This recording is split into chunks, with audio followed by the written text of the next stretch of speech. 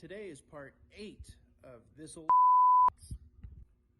Today we will be wiring in this guy with all the wiring harnesses and everything that came with the Holley Sniper system. Now, being that we're going onto a Jeep, we actually get to disregard one whole harness completely because we don't need it.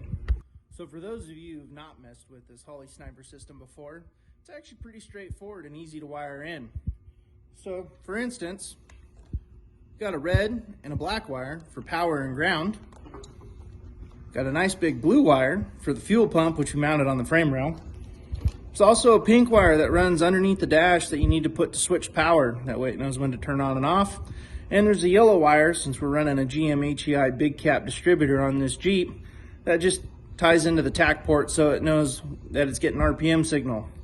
The only other thing you have to install, well, actually two things. There is a coolant temperature sensor that it reads separate from whatever one is on the dash panel for your instrument cluster. And there's also an O2 sensor, which we had welded into the exhaust side on the driver's side. So now we have the electrical run all the way down to the fuel pump. So you can see our fuel lines come from the top of the tank over there. We have a primary fuel filter, and a secondary guy right there. And we continue all the way up the back side of the engine to the Holley Sniper system.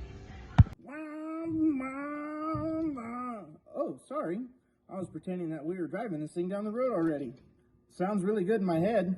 And now that Dirk's done laying underneath this Jeep, we can go ahead and get some real work done and get these body panels put back on. Here we have the radiator core support with the front clip installed.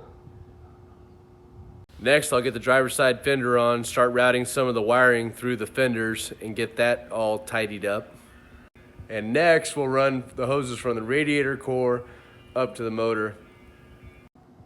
Driver's side fender is installed. Brake lines are connected. We'll still have to bleed the brake system.